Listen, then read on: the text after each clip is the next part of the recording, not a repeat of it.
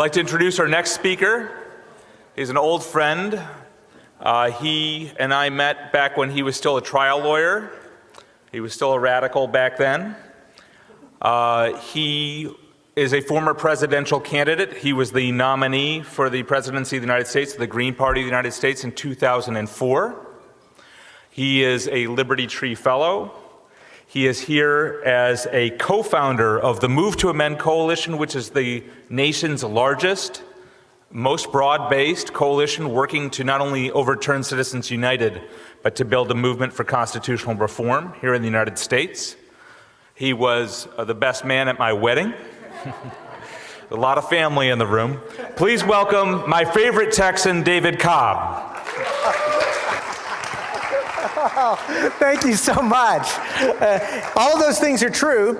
And I quit my law practice in disgust because I realized that even if I could get individual justice for an individual client, the system is rigged, right? I want to be clear, the system isn't broken, it's fixed, right? And so when Tamika was asked the question about radical, did you notice she did not bat an eye, right? She said it has to be radical. And you know why? Because we need a new system. And the word radical just means fundamental or at the root. So the reality is, sisters and brothers, that, and thank you for opening up the space to speak in that direction, Professor. Sisters and brothers, if we actually believe that we're going to have to be a new system, we have to be radical. We have to actually acknowledge that this system is fundamentally racist, fundamentally sexist, fundamentally class oppressive. Oh, and by the way, these huge transnational corporations are going to destroy the planet that we depend upon for life itself if we do not stop them. How am I doing? See, thank you, because I think that we need to open up the space with one another to have honest conversation about what's happening now. So here's the thing. I actually know that we need transformational, radical change, and I know I might be able to lift that up and say, who can I work with right now that is willing to get down with the acknowledgement of the reality of white supremacy, the reality of patriarchy, the reality of capitalism, all premised upon exploitation and oppression? That conversation can happen. I have those kinds of conversations all the time.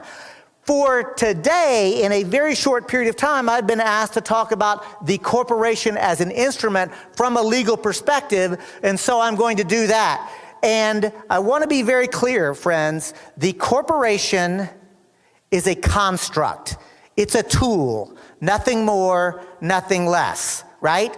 The idea of the anybody know what language the word corporation is from? Latin. Corpus means body. And the suffix tion just means to have or create. So literally the idea of a corporation is to have or create body. Literally create the corporation, right? So the thing is, a corporation is a tool, right? And so I want to be really clear about this. Like, a tool can be used for good or ill. I am not anti-corporation. That doesn't make any sense. That'd be like getting into a fight with a council member about hammers. And he says, I'm pro-hammer. And I say, I'm anti-hammer. And we have that conversation. Because here's the thing. If I'm using a hammer to build a house that a houseless person is going to live in, what would we say about that hammer? Good hammer. If, however, I have a hammer in my hand and I'm lunging at Professor Calderon and my intention is to bash his skull in, what would we say about the hammer? It's a trick question. The hammer is not inherently good or inherently bad. The question is, what are we doing with the powerful tools that are at our disposal? And the reality is we have a racist, sexist, class oppressive system. So of course this concept of the corporation, which may be one of the most powerful tools clever, creative human beings have created, are being put to such horrific problems. The problem is not the reality of the corporation. The problem is a social, political, and economic system that is actually incentivizing the absolute worst aspects of human conduct and human behavior. So here's what I'm going to do in my very short amount of time. And the reason I wanted to actually get out in front and behind the podium is, number one, just so I could talk to y'all. I hope we'll have a little time for conversation. conversation. But the other thing I'm going to do very quickly now is to actually jump right in to the legal system, right? We're talking about a new system. So what is the supreme law of the land? What is the document that's described how our legal system is supposed to operate? What's that document called? Say it like you know it. The U.S. Constitution, right? How many of y'all have read that document? All right, good. A couple of hands go up. I wish there were more. That's all right. Here's what I'm going to do in a short amount of time is to share with you how the Constitution is supposed to operate. When you look at this document, it begins with three powerful words. We the people. Those are powerful, and they should be. They're almost sacred in this country because they describe the concept that we, the people, have the authority to create the second concept, which is government itself. I like how some of my comrades say it. They say, the people should never be afraid of government. Actually, they say government should be. How many of y'all believe government is afraid of the people?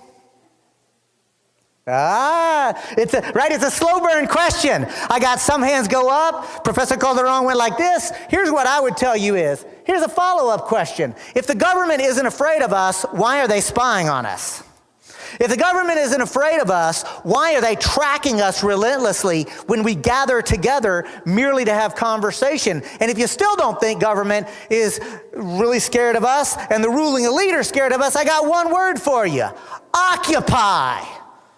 Right? Because I had the privilege of going to 60, 70 Occupy encampments across this country. And you know what I saw? People talking to each other. That's what I saw. And it scared the bejesus out of the ruling elite in government because of the conversations that were happening. Because it wasn't just about sports and celebrity and technology and buying stuff. It was about fundamental questions like, why does 1% rule 99% in a country that claims to be a democracy? Why do 30% of the children go to bed hungry in the richest country the world has ever seen? What the hell is the Federal Reserve, and why does a private banking consortium control the U.S. money supply? Those are what, yeah, right? Those are the conversations that scare the ruling elite. They are what Audre Lorde calls unsanctioned conversations. We're not supposed to talk like that. Folks, the government is afraid of us because we actually have a hell of a lot more power than we dare to imagine, but we don't have it individually. Individually, I can't do anything to actually affect this system. But together, we are unstoppable. Yeah? Right? In the constitutional framework, it actually understands we the people create government because we the people are understood to be free and sovereign. And the word sovereign means the authority to rule. See, the king isn't sovereign in our system. Remember, we got a new system. We kicked the king out, created a new system of government. But government isn't sovereign over the people. In fact, in our system, government is supposed to be subordinate and accountable. Government is supposed to be subordinate to whom?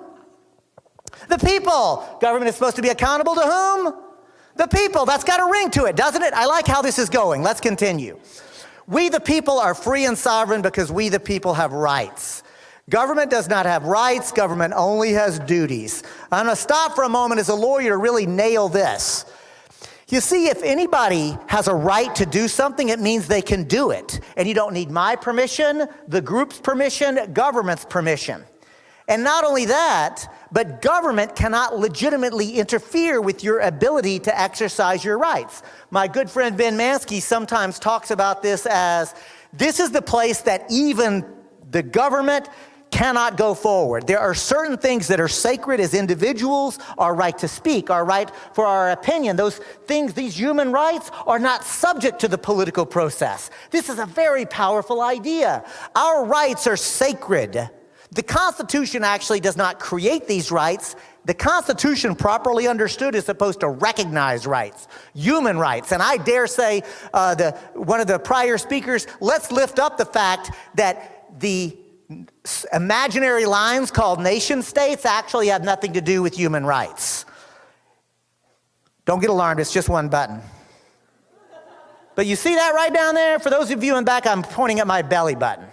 If you're too scared or shy to check here in this public place, Please go home tonight. Make sure you have one. Because if you do, you too have human rights that are sacred. And it doesn't matter what nation state you are from, whether you have something called citizenship. Human beings have inherent and inalienable rights, and that is what our system is supposed to acknowledge.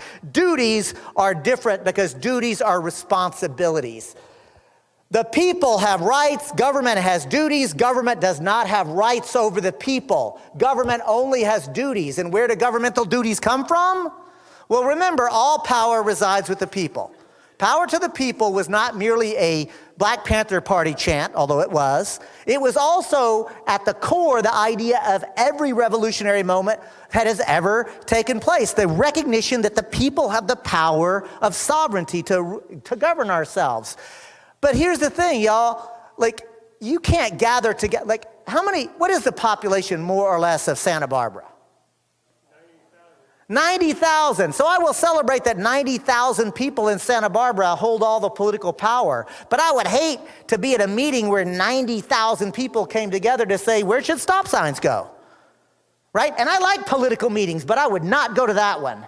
Because not only stop signs, you'd have to say, well, what are we going to do about wastewater? Or any of the other myriad decisions that you as an elected official have to make. You can't make that with 90,000. Oh, by the way, what is the population of Santa Barbara County? What about the state of California?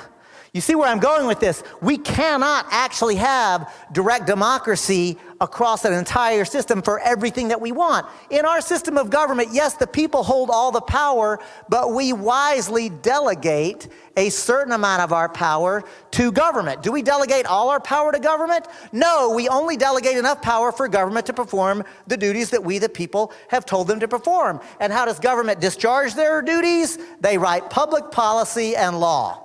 And there is going to be disagreement about that, friends. Maybe you've noticed in this election cycle that there are disagreements about public policy, and that's okay. I think that we're losing something when we forget how important it is to be able to engage in vigorous public discourse and disagreement with people and still come away saying, I respect you as a human being, even though I completely disagree with you. And look them in the eye as a human being and acknowledge that humanity and say, I'm going to fight you like hell in the court of public opinion, but I still respect you as a human being, even though you're wrong.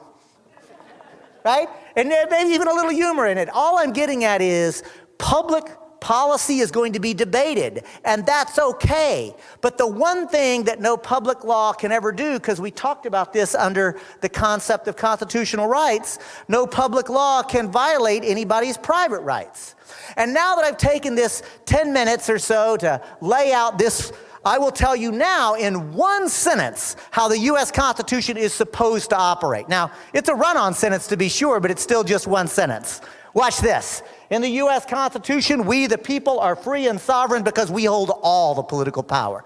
But we wisely delegate a certain amount of our power to government, which we will always hold to be subordinate and accountable, and we will charge government with the duty to write public policies and laws at the local, county, state, and even federal level. But the one thing that no public policy or law can ever legitimately do is to violate the private rights of the free and sovereign people who live under our Constitution. Ta-da! Right? I mean, isn't that pretty good?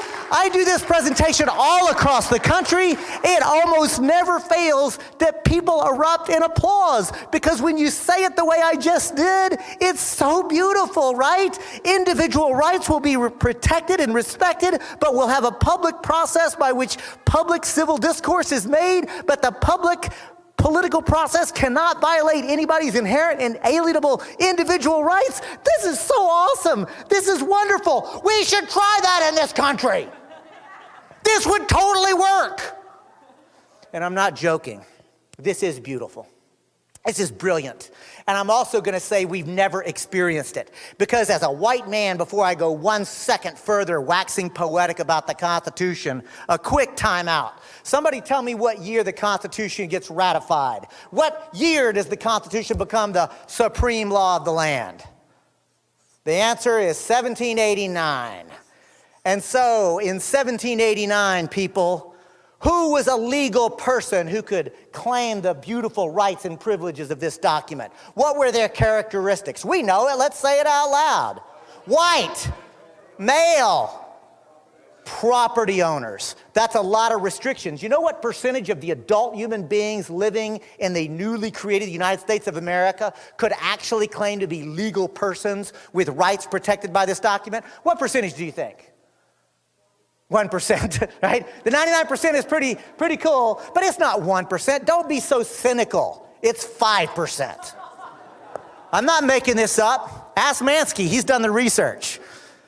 95% of the human beings living in the newly formed United States of America were not legal people because they could not claim the rights of the Constitution. It took social movements, broad, deep, conscious, politically educated social movements that actually transformed the legal definition of who was a person and who could actually assert those rights. Another way to say it is this document, it's beautiful in its theoretical construct, but in the reality of its implementation, this document did not protect the indigenous human beings. They were actually subject to intentional deliberate genocide, and this document allowed it. This document did not prevent the enslavement of Africans who were brought at the barrel of a gun to this country and forced to build it with slave labor. This document codified it and encouraged it. This document did not protect women. Women were chattel property. They weren't people at all. And here's the other thing, don't forget, most of the white men were not people. Most of the white men at this time were indentured servants or second-class citizens. The reality is a small ruling elite were able to literally govern the country, claiming to be a democratic republic when they never were. And so the point is, the definition of who is a legal person is at the core of really assertions of sovereignty and our ability to move forward. And now let's finally get to the concept of the corporation. Most dominant institution on planet Earth today. You know what it once took to form a corporation? You actually had to get a majority vote of the state House of Representatives and the state Senate, and then the governor had to sign it. Think about that for a moment. Does that sound anything like corporate charters today? No, what did I just describe? Majority vote of the state house, majority vote of the Senate, governor signs it. Say it louder. Legislation. The founding of this country for 150 years to create a corporate charter with limited liability was a political act that required state legislative pronouncement. And they were only good for 5 to 10 years, at which point the charter automatically dissolved. And if you wanted to continue with limited liability, you had to reapply politically. Oh, and get this. If you were granted the privilege, not the right, it's not a right, it's a privilege to have limited liability, then here's the thing. If you were granted that privilege, all you could do was specifically that type of business. And if you did any other type of business, you know what happened to your corporate charter? Revoked. Corporate charters were routinely revoked for going ultra vires. In Latin, it means beyond the authority, because the founders understood that the corporation was authorized to do specific things. Now, I'm not here, I hope it's clear, I'm not a founder fetishist. I'm not one of these that say, oh, the founders were great, because remember slavery, the genocide of the indigenous human beings, you know, the patriarchy dripping on it. But what I'm saying is the founders did understand that the corporate tool was a political act created under the law, and it should be properly controlled. So here's the thing, friends. Now that we know that it takes an action of state government to create a corporate charter, we understand that the corporate charter can be used to hold the corporation subordinate and accountable. We understand that the corporate charter describes the duties of what a corporation can or cannot do, and we understand that a corporation should only exist if it serves the public interest. Isn't it obvious that if this is going to have any meaning, that a corporation should go here, which is, by the way, where it was for 150 years in this country? Again, the founders did not get everything right. In fact, they got almost everything wrong, in my opinion, except this notion of the corporation and this notion of rejecting monarchy as a form of rule. Their problem was that they actually did not embrace humanity as being people. In fact, that's a huge problem, isn't it? But here's my point, y'all. If it is true that the corporation is just a tool, then we can say what it can or cannot do, and then we could actually create the peaceful, just, democratic, ecologically sustainable world that the overwhelming majority of people want. Polling data makes it very clear that people don't want to live in this system, right? Like, if you just ask any sociologist, if you ask any polling expert who understands how to actually take opinion polls, it's very clear people do not want to live like this. The legal system, the political system, the economic system have all conspired so that a small ruling elite are actually controlling it. And here comes the punchline. When the U.S. Supreme Court comes waltzing in, and in an act of supreme judicial activism, for people who know that phrase, says, notwithstanding prior court decisions, notwithstanding prior history, notwithstanding founders' original intent, we are no longer going to treat this corporation as if it is the artificial entity created under the political process that can be controlled. No, now we have to treat a corporation as if it's a person with inherent and inalienable rights. That perverts the whole thing. Here's the punchline. This concept of a corporation being a person with constitutional rights means now that corporate lawyers can go into court and overturn any law that we work our butts off.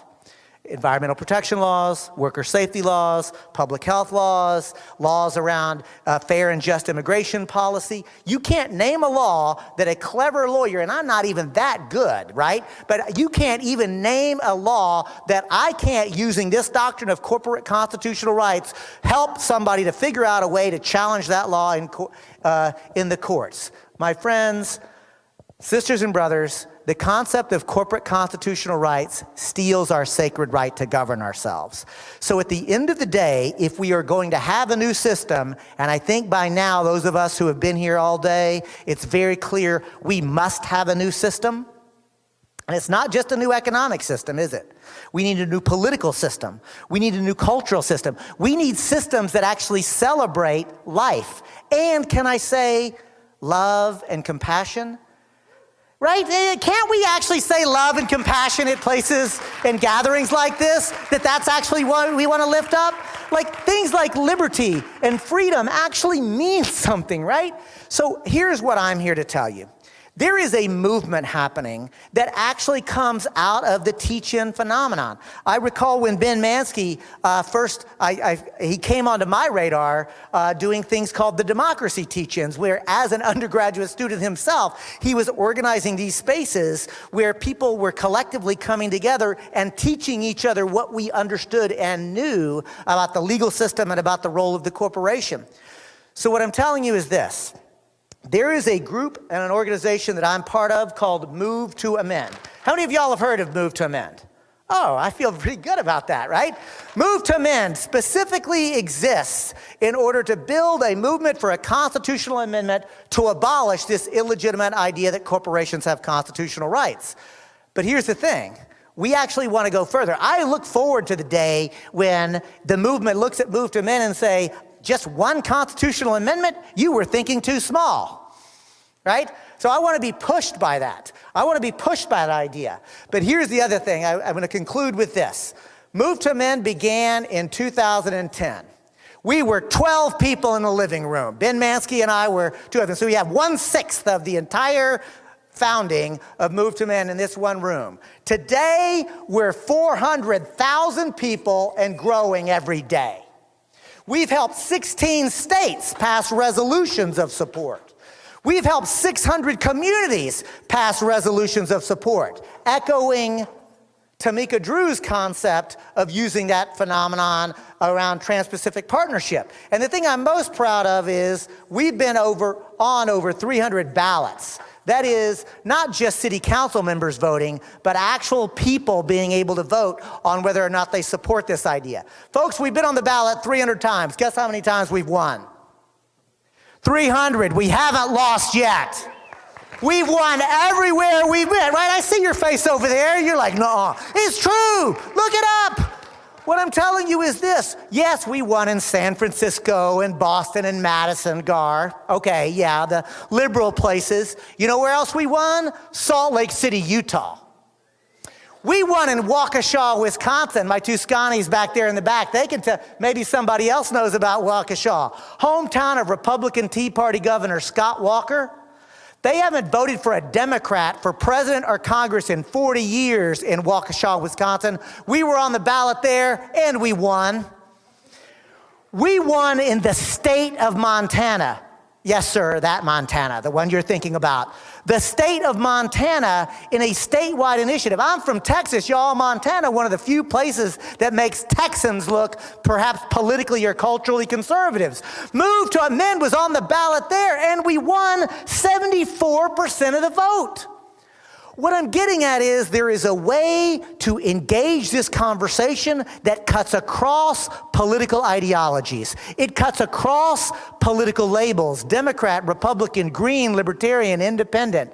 There is a way to have a conversation that actually inspires people to recognize that actually the concept of the United States of America as a democratic republic, if it was actually honest and said all people are people, that's something that we can aspire to.